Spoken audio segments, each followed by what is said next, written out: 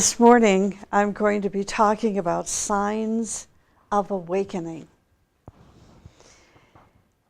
I don't know if you have been listening the way I have the last couple of years to people, particularly in the spiritual community, talk about how people are awakening. Have you been listening to them say that? And have you? And I've wondered what they mean by that. You know, I've never asked them because they're always so enthusiastic and excited and joyful and you know, give us a sense of hope for the future. And then I opened up the newspaper. Gosh, you know, I don't see that awakening yet. And I listen to the news and I really don't see, you know, the evidence of awakening.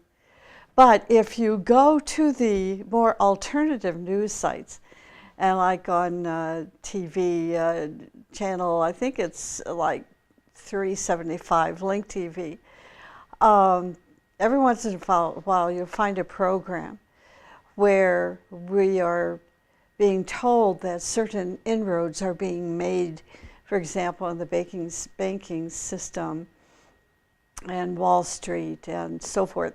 So what I'm seeing is glimpses, you know, of awakening take place.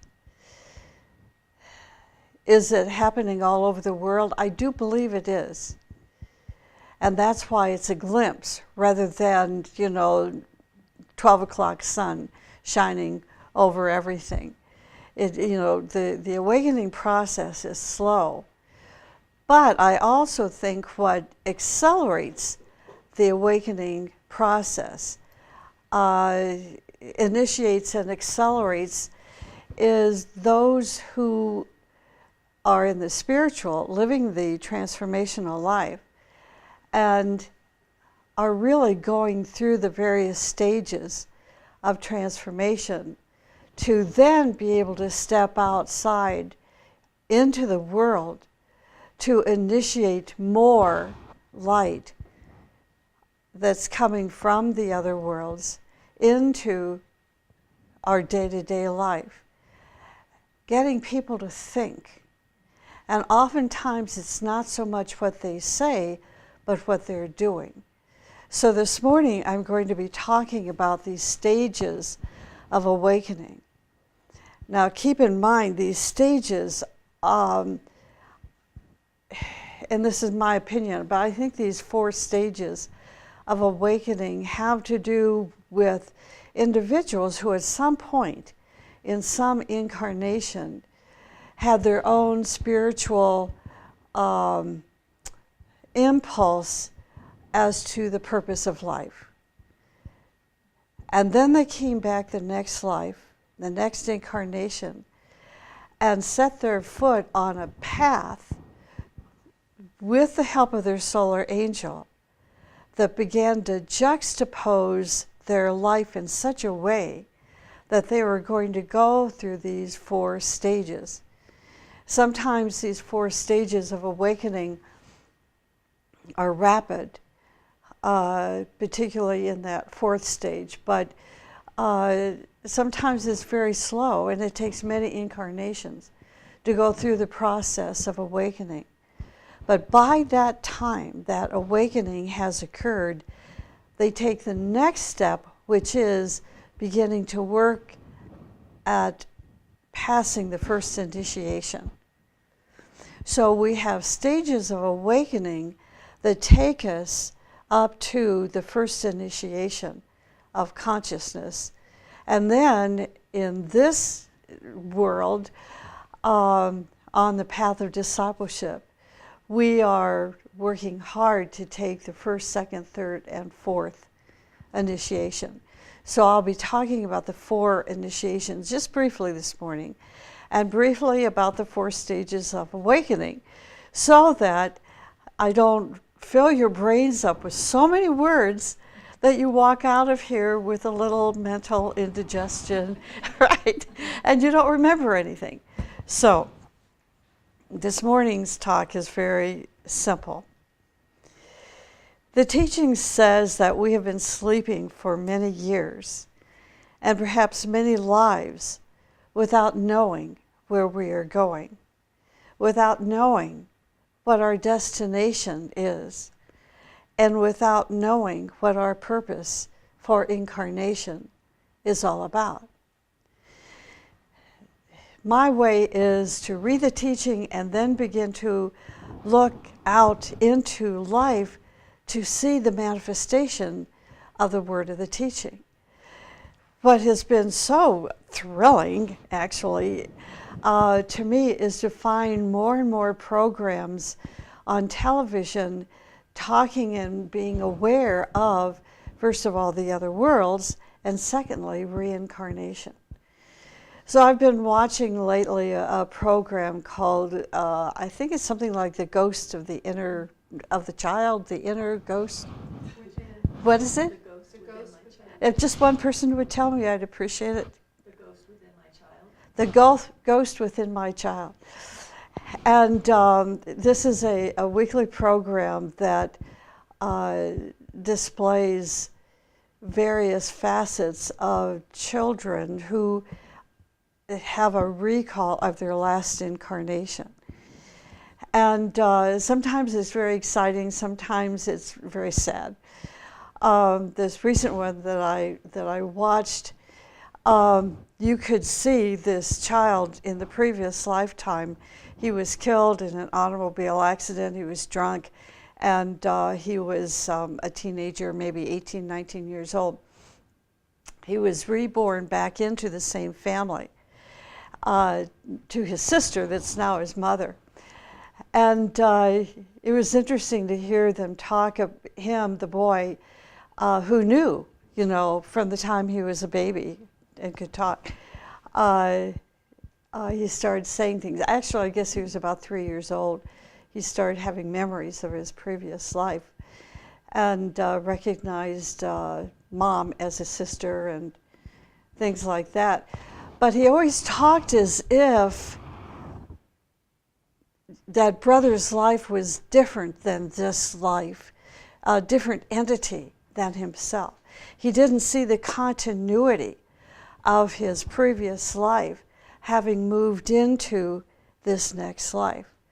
But what was beautiful to me, that part was discouraging. The beautiful part was that his family accepted the fact that this was their child, their brother, and that they were going to make this life much better for him.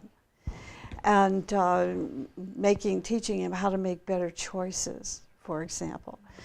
And so as this 3-year-old became 19, and I guess it was 16, and the sister dash, now mom, handed him the keys to the car to drive. You know, she had prepped him throughout his growing up years to make better choices, better decisions. And he, the little boy that's now grown up and is 16 years old, is saying, I'm going to make wise choices now. So you could see, you know, the evolution. But look at how slow. Look at how slow from that previous life to dying when he was 19 of an automobile accident because he was drunk to, okay, I'm going to make a better choice when I, you know, get in the car this time. This is why when I was saying earlier that there are glimpses of awakening taking place. But we need more people that are on this dedicated path of spiritual awakening so that the sun shines a little bit brighter and so that humanity evolves a little bit more rapidly. Because I think we really are behind the times. Evidence that we are behind the times is the state of the planet and the state of the levels of consciousness that we are seeing throughout humanity that are still so attached, you know, to physical material things. So it's important that people like ourselves get the teaching out into the world, which we are now able to do because of the internet and because of YouTube and our Sunday webinars, and because there are many groups like this that are providing programs via live stream and all these words that they use. So it is going to happen, but it's people like us that must not be discouraged, and to take refuge in the fact that we are dedicated individuals. And this is why I wanted Richard to read that story on dedication. Traveling from one life to another life to another life does take dedication, and it does take continuity of consciousness if we want to travel more rapidly, through our various stages of awakening and living our purpose in life. So anyway, going on. The question is, when does the progress of the human soul begin? When does the progress of the human soul begin? When is the person going to awaken? And now this is one of the answers to what does it mean to be awakening spiritually. It means that we are awakening physically, we are awakening emotionally, we are awakening mentally. We are awakening from our physical nature, from our emotional interests, and from our mental traps. This is what we are awakening from. All these traps through which we have been sleeping. So like that 3-year-old child's family saying, well, I don't know if I believe this or not. Those who are awakening say, yes, we understand and we believe, because we've had that same experience. Okay, the first sign that we are awakening and starting our journey toward home is that suddenly we realize that we are missing some element or something of importance in our life. So that's the first awareness, and I suspect most of you have gone through this. Some people are going through it for the first time. Others of us are going through the recapitulation process. Like that little boy at 3 years old began to be aware that, mom was his sister. Okay. All right, so the first step is that of awakening is that we realize we're missing something important, but we don't know what it is. We don't know yet what home is, but still we are uncomfortable at this stage of consciousness and beingness. So we begin to question and try to discover our destiny, and searches that pass through many years or sometimes many incarnations. What is our destiny? What is the purpose? Why did I die when I was 19 and now I've come back once again? What is my destiny? See, that's the process of awakening. So we go to a lot of wrong addresses. We trap ourselves many times thinking we are going north when in fact we are actually going south. But then something happens, and all of a sudden we are at the place that we never wanted to be. We find ourselves in this situation and we say, what's going on? How did I get here? I don't want to be here. It's at that point somebody or something suddenly appears, or someone who has even been around you for a long time tells you that the purpose of your life is in that direction. Or hearing those words, your soul tells you that is the right direction. And then you say, let me follow. That's the first stage. The second stage is a crisis stage. The second point or second stage that can awaken us is the time we go through a painful experience, a defeat or a loss.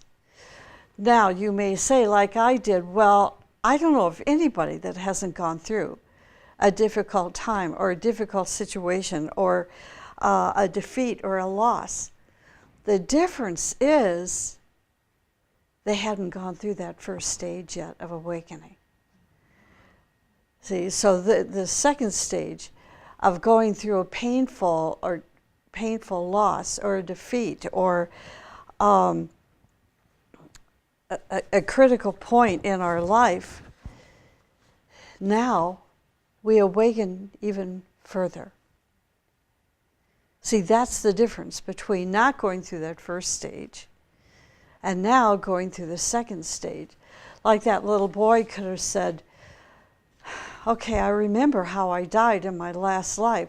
Now what am I supposed to do in this life to prevent that from happening? And why did I come back again?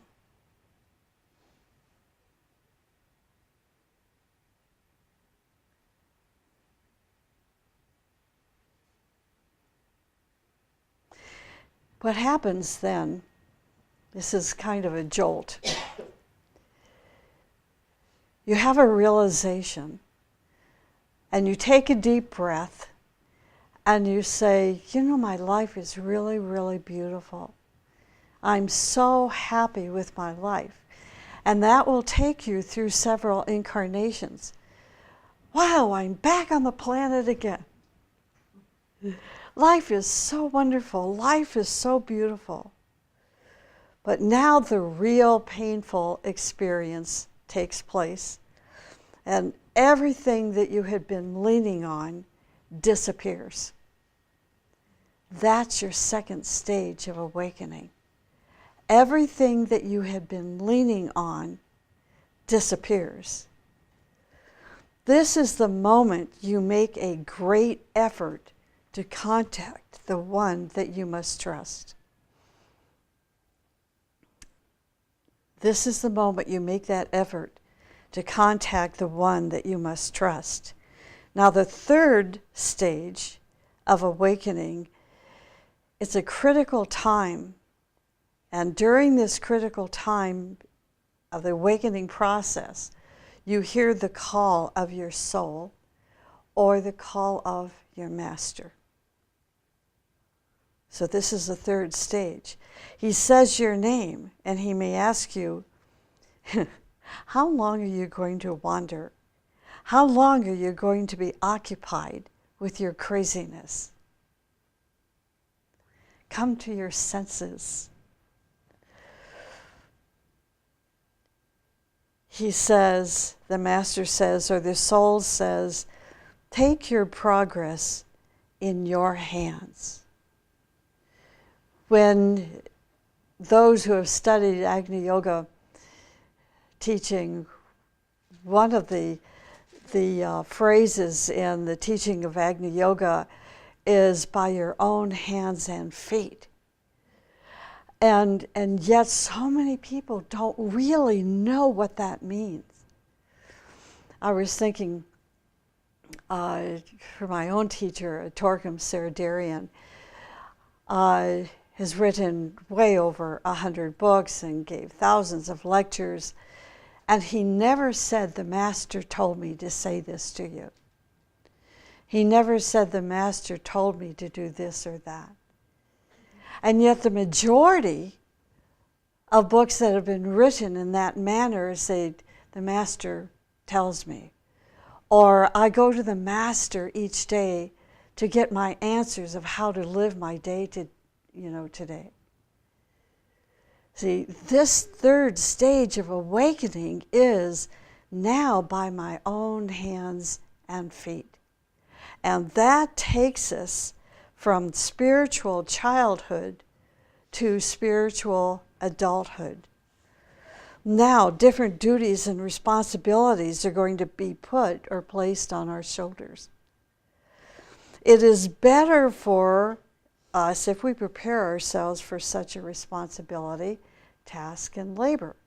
So this is why I think we have these different stages of awakening. This is all preparation to move on to the path of initiation. This third stage is also a time when many people will find their soul group and to begin to study the teaching, the ageless wisdom.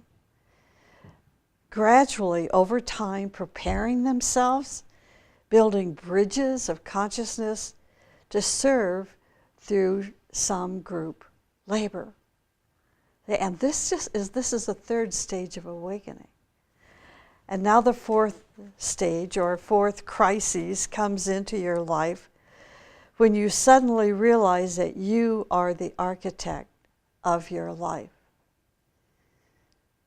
It's no longer a greater being that we bow down to or that's going to save us so that we can go to heaven. This is this crisis where all of a sudden we realize that we are the architect of our life. It is you who is responsible for whatever you are now. Whatever you like, whether you like who you are or don't like who you are, whatever you sow, that is what you are going to reap. And that's what it means to be the architect of your life. It's no longer, well, mommy, limited me, and so that's why I am who I am today. Or my daddy left me when I was a child, and this is why I am who I am today. See, that's a different stage of beingness. This fourth stage of crises is now where we are the architect. We are going to sow all of those seeds, whether they're good seeds and well planted or superficially planted, we are now going to reap what we have sown. Only we are responsible. We live in certain ways, and now we are reaping the seeds that we have sown in the past. So when you hear yourself saying, this path is really tough, well, you have to take a look at those seeds that you have sown because you will reach a point where you will discover those beautiful seeds, which are seeds that have been planted, so to speak, in our soul, which reflect the purpose of our life, and that's when we find joy. You take the helm of your life in your hands. In other words, you drive your own car.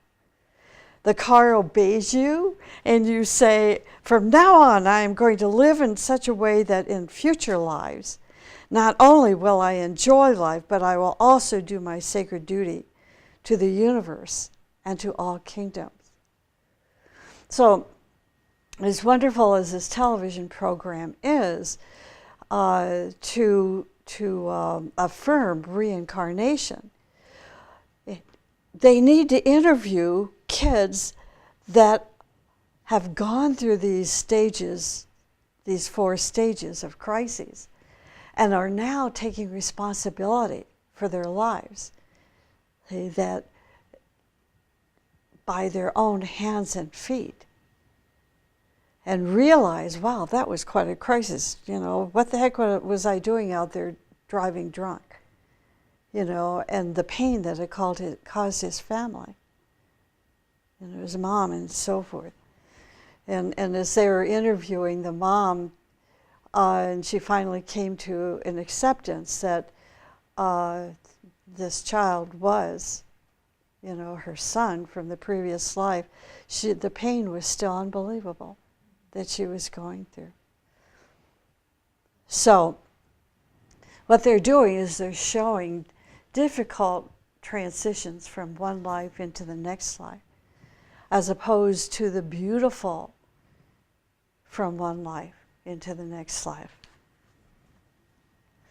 We start living at this stage, that fourth stage of crisis, we start living in such a way that not only do we become happy and beautiful and prosperous, but also we help others in the world to be happy and healthy and prosperous.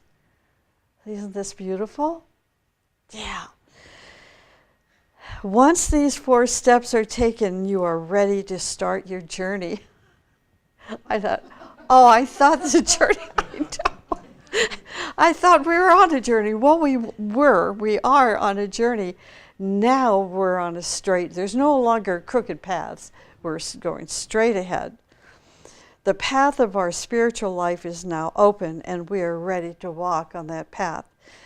So, steps after we awaken, there are 4, and this is when we move into taking initiations of consciousness, when we make decided breakthroughs, releasing our soul from enslavement into freedom.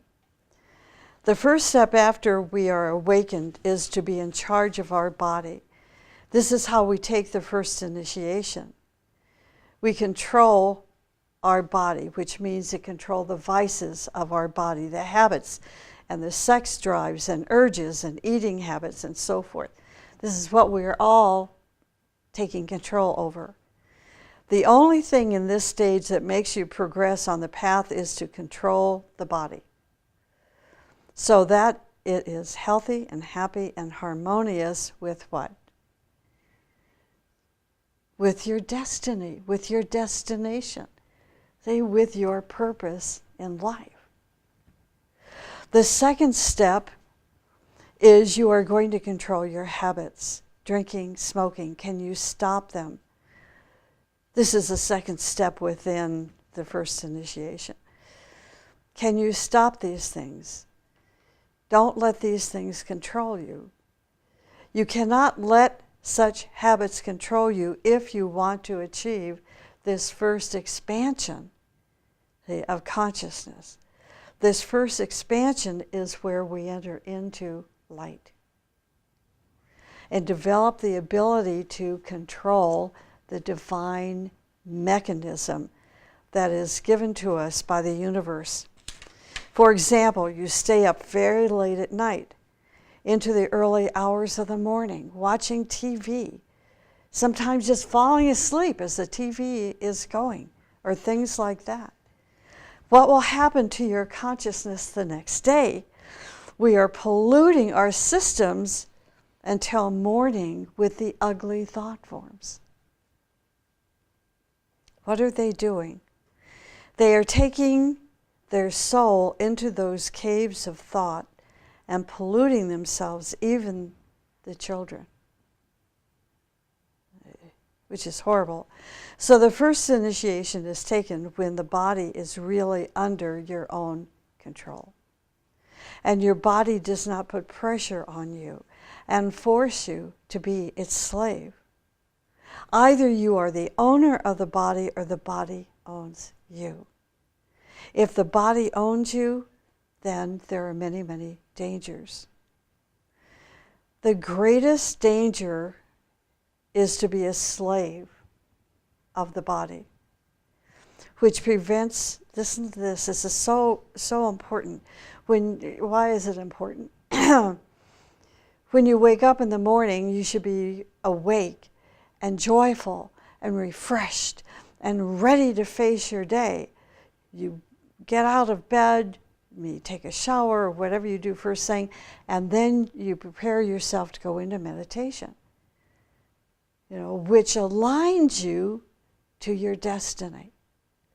But if you're not doing that, what happens? If you are the slave of your body, if your body is saying you don't have to go to work today, sleep until noon, it's okay.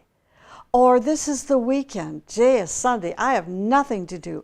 I'm going to stay in bed until 3 o'clock today, this afternoon. You're not in control of your body. What happens When we are the slave of our body, it prevents spiritual energies, higher energies from circulating through our system. We become earthbound, and then we share earthly karma. The second step on the journey of our spiritual progress is when we start controlling our emotional life. Do you see how this relates to alignment in our meditation? We relax the physical body, the emotional body, get the emotional body to work with the physical body without any conflict, and then the mental body.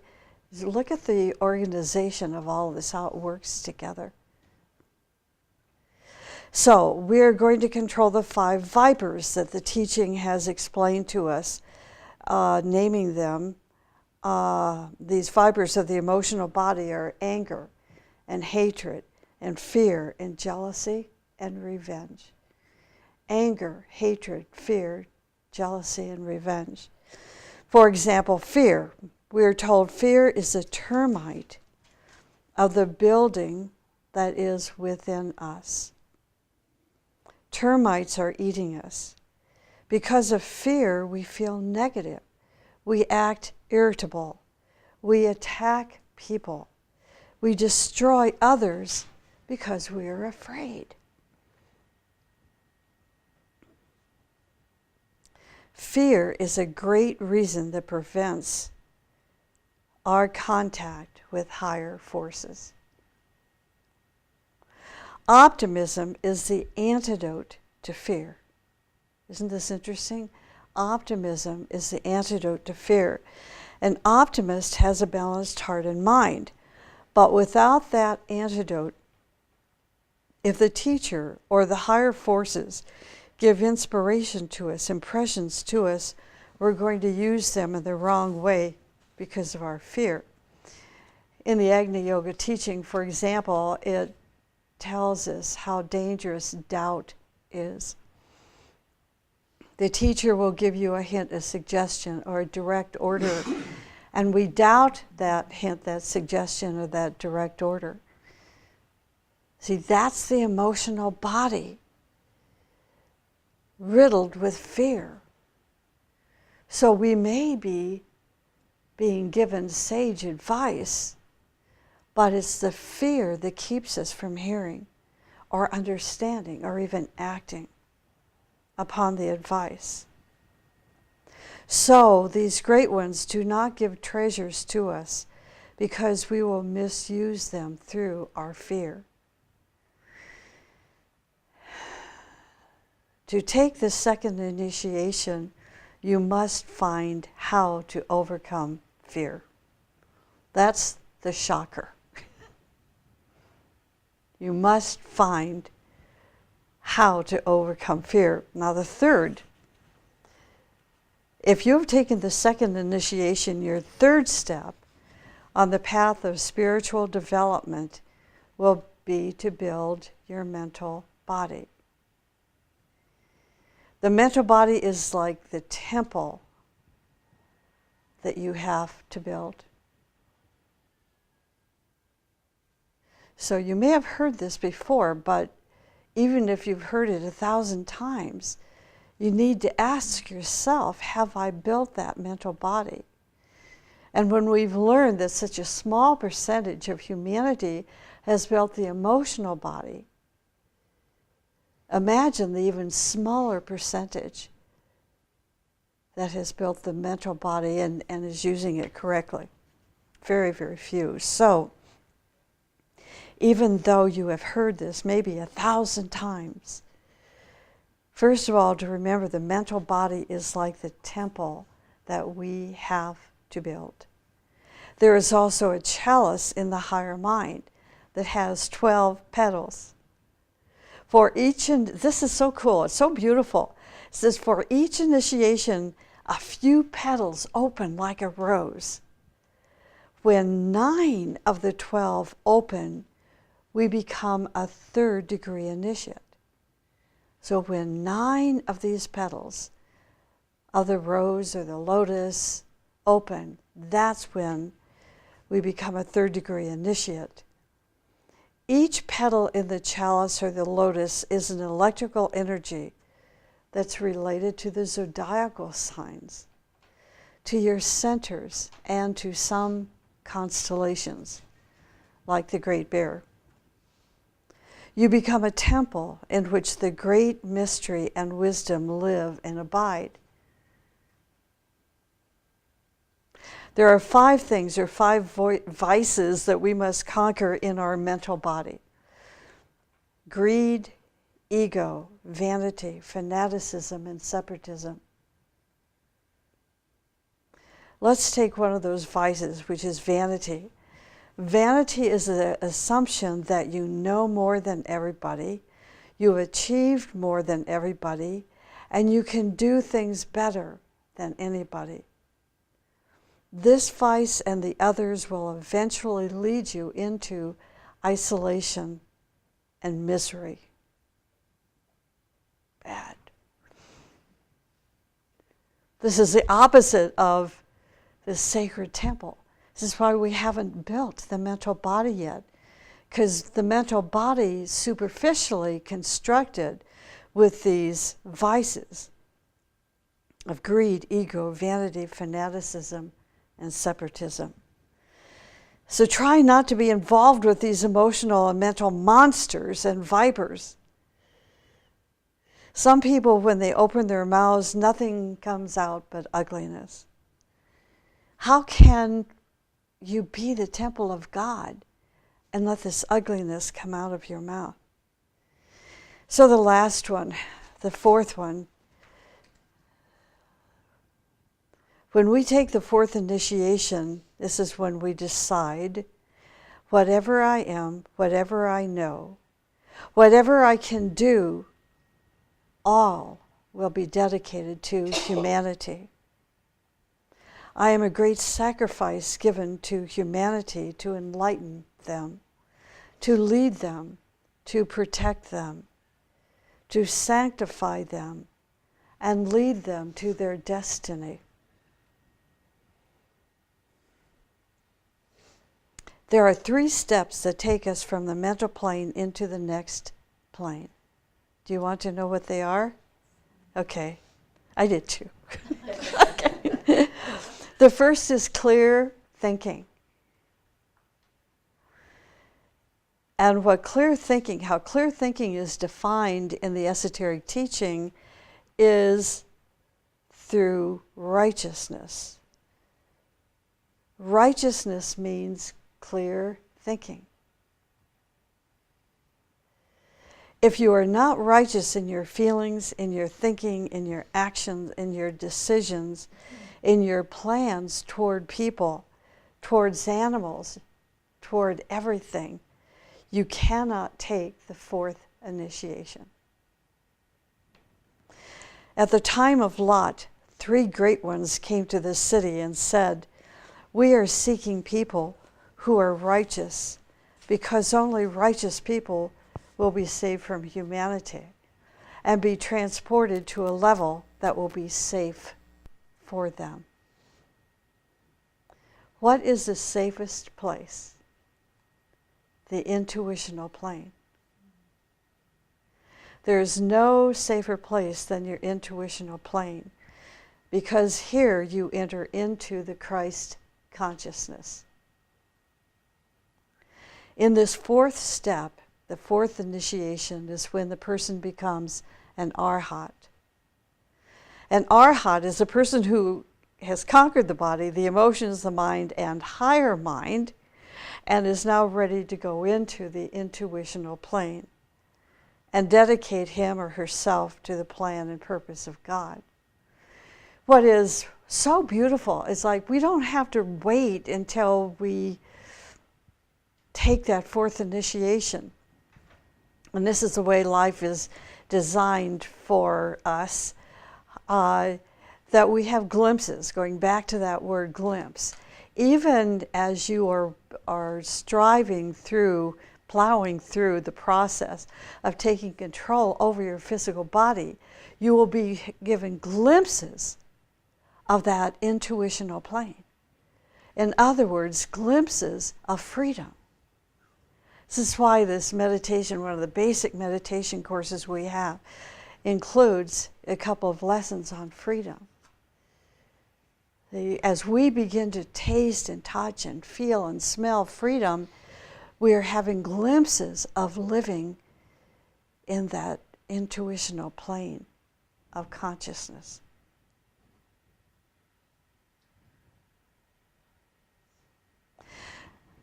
So look how beautiful the journey is. It takes millions of years, maybe a very short time if you worked really hard. It depends on us. If you do not have accidents on the path, if you do not have lots of karma, you can go faster and safer. Now here's a story from the book.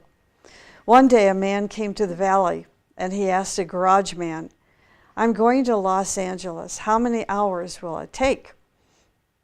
The garage man was a funny man and answered, "Well, 15 minutes or 3 hours." The visitor said, "Are you out of your mind? 3 hours is something, 15 minutes is something else." "Well, sir, that is what I know," said the garage man. So the man drove on the freeway and had an accident. The police came, the fire engines came. At last he reached Los Angeles in 4 hours. Now I understand the wisdom of the garage man. So we can go to our destination in a shorter or longer time. It depends on what we are doing. So you see how simple that talk was? But it's so powerful and so profound. Anyway, thank you for joining us this morning. If you want to learn more about the White Mountain Education Association and the Ageless Wisdom Teachings, you are invited to go to our website, which is www.wmea-world.org. Thank you for coming.